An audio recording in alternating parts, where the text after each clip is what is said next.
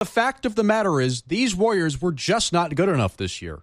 Yes, they were hampered by injuries through crucial parts of their schedule, but these Warriors lacked the makings of a championship roster.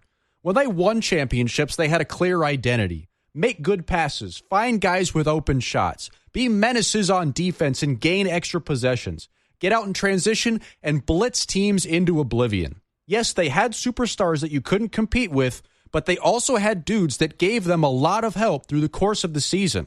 This edition of the Warriors doesn't take care of the basketball as well as those teams did. They don't rebound the basketball as well as those teams did, and they definitely don't make shots as efficiently as those teams did. Kyle Shanahan's a little upset his team has to start the season in Australia, but is trying his best to earn a petty revenge. The 49ers were chosen to be the Rams' opponent in Melbourne, subjecting the team to a 19-hour flight for the opening game of the season and losing an opportunity to play in front of a pro-Niner crowd in Los Angeles. But Shanahan isn't taking it lightly. The 49ers have a home game in Mexico this season, and the head coach said they've requested to play that game against the Rams and force LA to join them in taking multiple international trips in 2026. It seems obvious the Rams don't want to hand the Niners an extra home game like they do every year, but it looks like the Niners want their get back, and who can blame them for wanting to drag a division rival for as many miles as they can?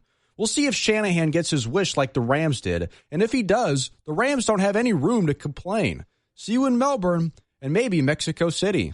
The first month of the Giants season has been an utter disappointment. The team is underperforming and already falling behind in a loaded NL West. But there may be a catalyst to get them going, and it's been in their clubhouse the whole time. Daniel Susac has been taking advantage of his opportunities on the lineup after spending the first few series on the bench, starting 6 for 7 on the season.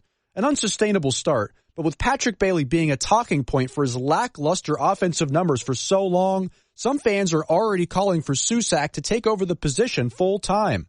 If it were to happen, if the Sharks somehow found themselves in the postseason, it would be a remarkable turnaround after 2 historically bad seasons at the bottom of the league.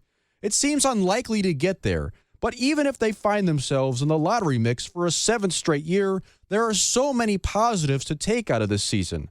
Macklin Celebrini may already be one of the best players in the NHL at 19 years of age, and he's got the Sharks playing meaningful hockey late in the season for the first time in a while. The door is still open for the playoffs, but even if it closes this year, the Sharks have shown they are taking great strides to make it there for years to come.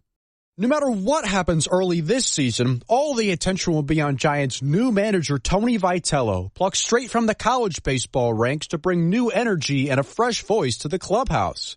What he's done so far has completely transformed the way the team is approaching the game. Vitello uses an up-tempo, fast-paced method in coaching drills and obsesses over the tiny details, highlighting players who do the little things right. His energy and dedication give him a great opportunity to succeed, but patience may be limited with a front office and fan base that are desperate to return to relevance. The difference between success and failure this season may be Vitello's ability to convince everyone to treat the game with the same desperation and ferocity that he does. The buy-in is there from the players, but the results may have to come before the fans truly start to believe. The start to 2026 has been significantly less than stellar for the Giants, and their 3-7 record doesn't even show how bad it really is. The entire pitching staff has been more of a concern than it has been in decades, giving up the 2nd most hits and the 5th most runs in the league. The defense behind it is problematic, 2nd worst in the National League with 8 errors. But nothing in the field is as poor as the Giants' performance at the plate. Their .208 team batting average is 25th in baseball, and they rank last in runs, homers, slugging, and on-base percentage. It is true, they started the season against teams with the highest payrolls and the most talent in baseball, but some of these numbers are shockingly low, no matter who they play against. But Caleb Lomu might be the only one of these 3 on the board when the Niners get their chance to pick. He has a shorter ceiling than the other 2, but he's a big man that can play a reliable role on their offensive line as he grows into the NFL level. Of course, the Niners' wish is to bring Trent Williams back as their starting left tackle in 2026. But even if that does happen, the succession plan has to come soon, and the rest of the offensive line needs to be addressed as well. Picking any one of these prospects early in the draft may be the right place to start.